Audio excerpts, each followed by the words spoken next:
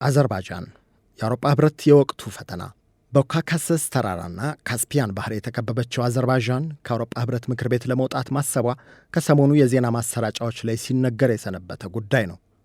የአንዲት ሀገር ከህብረት መውጣትና መግባትም በላይ ከጀርባው ብዙ ትርጉም የተሰጠው ክስተትም ሆኖ ተተንትኗል። ይህች የቀድሞ የሶቪየት ህብረት አባል ሀገር በጎረቤት ሀገራት ዘንድ የምትታይበት መነጽር እጅጉን አሻሚ ሆኗል። ፕሬዝደንቷ ኢልሃም አሊየቭ ደግሞ በአነጋጋሪዋ አገር ስልጣን ላይ የተቀመጡ አወዛጋቢ መሪ ናቸው። የዛሬው ትንታኔያችን ትኩረት አውሮፓና እስያ አህጉራትን የምታገናኘው አዘርባይጃንና መሪዋን ይመለከታል። በደቡባዊ ካውካሰስ ፖለቲካ ውስጥ ከፍተኛ ተጽዕኖ ካላቸው መሪዎች መካከል አንዱ የአዘርባይጃን ፕሬዝደንት ኢልሃም አሊየቭ ይገኙበታል። ከ2003 ጀምሮ የሀገሪቱን መሪነት የያዙት አሊየቭ የአዘርባይጃንን ምጣኔ ሀብት፣ የደህንነትና የውጭ ፖሊሲ አቅጣጫ በእጅጉ የቀየሩ መሪ ተብለው ይወደሳሉ። እንደ ኢትዮጵያ አቆጣጠር ዕለተ እሁድ ታህሳስ 15 ቀን 1954 ባኩ ከተማ ውስጥ የተወለዱት ኢልሃም ሃይደር ኦግሉ አሊየቭ በሞስኮ የዓለም አቀፍ ግንኙነት ተቋም ተምረው በታሪክ የዶክትሬት ዲግሪ ካገኙ በኋላ በዚያው ተቋም ውስጥ በመምህርነት አገልግለዋል። ከመምህርነት ስራቸው በኋላ በአዘርባይጃን መንግስታዊ የነዳጅ ድርጅት ውስጥ በከፍተኛ ኃላፊነት ደረጃ እንዲሁም የአገሪቱ ኦሊምፒክ ኮሚቴ ኃላፊ ሆነው የተቀጠሩት እኚህ ሰው አገራቸው በነዳጅ ዘርፍ የምትከውነውን ስራ እየመሩ ልምዳቸውን ካካበቱ በኋላ የአዘርባይጃንን የምጣኔ ሀብትና የኃይል ፖሊሲ ለመምራት ማሰብ ጀመሩ። በወቅቱ የአዘርባይጃን መሪ የነበሩት ደግሞ አባታቸው ሃይደር አሊየቭ ነበሩ።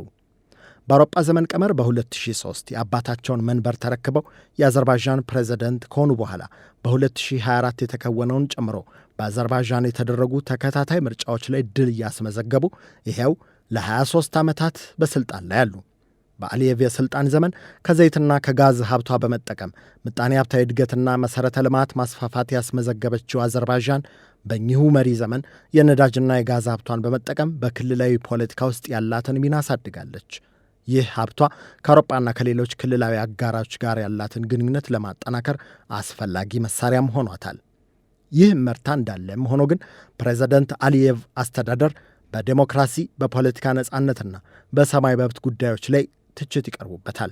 አንዳንድ ዓለም አቀፍ ድርጅቶች እንዲያውም በአገሪቱ የተቃዋሚዎችና የጋዜጠኞች ነጻነት አደጋ ላይ ነው ይላሉ። አሊየቭ በውጭ ፖሊሲያቸው ውስጥም የአዘርባይጃንን የግዛት አንድነት ጉዳይ ከፍ አድርገው ያነሳሉ። በናጎርኖ ካራባክ ይገባኛል ጥያቄ መነሻነት የተካሄዱ የዲፕሎማሲ ሂደቶችና ጦር መማዘዝ የአሊየቭን በአገር ግዛት አንድነት ላይ ያለ አቋም ማስያ አድርገው የሚያነሱ ጥቂት አይደሉም። በእርግጥም የናጎርኖ ካራባክ ጉዳይ ለአዘርባይጃን ከረዥም ጊዜ ጀምሮ ዋና ፖለቲካዊ አጀንዳ ሆኖ ቆይቷል። በሥልጣን ዘመናቸው በተለያዩ ዓለም አቀፍ መድረኮች ላይ የሀገራቸውን የግዛት አንድነት ሲሰብኩ የቆዩት አሊየቭ የናጎርኖ ካራባክ ጉዳይና የውጭ ፖሊሲ አቋማቸውን በግልጽ ሲያስቀምጡ ከዓመታት በፊት ከቢቢሲዋ ዘጋቢ ኦርላ ጌርን ጋር በነበራቸው ቃለ መጠይቅም ይህ ቀጠና የአዘርባይጃን ሉዓላዊ ግዛት አካል ብቻ መሆኑን፣ የአዘርባይጃን ዋና የውጭ ፖሊሲ መርህ የግዛት አንድነትና ሉዓላዊነትን መጠበቅ መሆኑን አጽንዖት ሰጥተው ሲናገሩ ተደምጠዋል። ፕሬዝደንት ኢልሃም አሊየቭ በዚህ ከቢቢሲ ጋር ባደረጉት ቃለ መጠይቅ ላይ ሌላ በጉልህ የሚታወስ አጋጣሚም ተፈጥሮ ነበር። በጋዜጠኛ ኦርላ ጌሪን በአዘርባይጃን የሚዲያ ነጻነት ሁኔታ ላይ ጥያቄ የቀረበላቸው ፕሬዝደንት አሊየቭ የምዕራባውያን ሀገራት ስለ ሚዲያ ነጻነት ለሌሎች ሀገራት ምክር ለመስጠት ስነ ምግባራዊ መብት እንደሌላቸው በቁጣ ጭምር አስረድተዋል።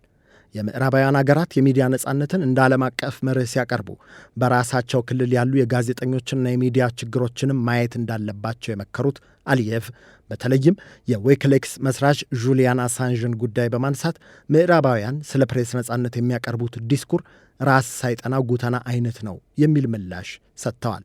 ይህ በዚያ ወቅት መነጋገሪያ የነበረ ክስተትን የወለደ የሚዲያ ነጻነት ክርክር ታዲያ ስለ ሚዲያ ነጻነት ብቻ የሚያወራ ሳይሆን በአዘርባይጃንና በምዕራባውያን መካከል ያለው ግንኙነት ከኃይል ሚዛን፣ ከደቡባዊ ካውካሰስ የደህንነት ሁኔታ፣ ከናጎርኖ ካራባክ ጉዳይና ከሰብአዊ መብት ጉዳዮች ጋር ተያይዞ የሚነሳ ነው ይላሉ ታዛቢዎች። ከሰሞኑ ፕሬዝደንት አሊየቭ በሹሻ ግሎባል ሚዲያ ፎረም መክፈቻ ላይ ባደረጉት ንግግር አዘርባይጃን ከአውሮፓ ምክር ቤት ሙሉ በሙሉ ለመውጣት እያሰበች መሆኑን መግለጻቸው ያንን ጊዜ የሚያስታውስ የዲፕሎማሲ ውጥረት ፈጥሯል። እንደ ተንታኞች አባባል ይህ የፕሬዝደንቱ ንግግር አገራቸው በአውሮፓ ህብረት ምክር ቤት ውስጥ ያላት የመደመጥ መብቷ መገደቡ ያመጣው መዘዝ ነው። አዘርባይጃን ከ2001 ጀምሮ በዋናነት የሰብአዊ መብት የዴሞክራሲና የሕግ የበላይነት መርሆችን ለማጠናከር የተቋቋመው የአውሮፓ ህብረት ምክር ቤት አባል ነች። ነገር ግን በ2024 የአዘርባይጃን ልዑካን በምክር ቤት ውስጥ ድምፅ የመስጠት መብታቸው መገደቡ በአገሪቱና በህብረቱ መካከል ክፍተት ፈጥሯል። በህብረቱ በኩል ውሳኔው ከዴሞክራሲያዊ መብትና ከሰብአዊ መብት ጥሰት ጋር በመያያዝ ምላሽ ሲሰጥበት፣ ባኩ በበኩሏ ፖለቲካዊ ልዩነትን ያለማክበር ኢፍትሐዊ አካሄድ ነው በማለት ተቃውማለች።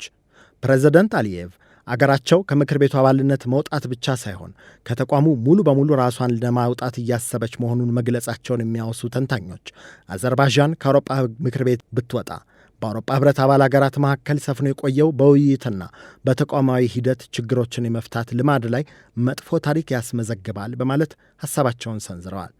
አሁን በዚህ መሰል ውጥረት ውስጥ እያለፈ ያለው የአውሮፓ ህብረትና የባኩ ግንኙነት ዛሬ ይህን መስሎ አልፏል። ነገው ሳይታወቅ እንዲህ አሻሚ ገጽታን ይዟል።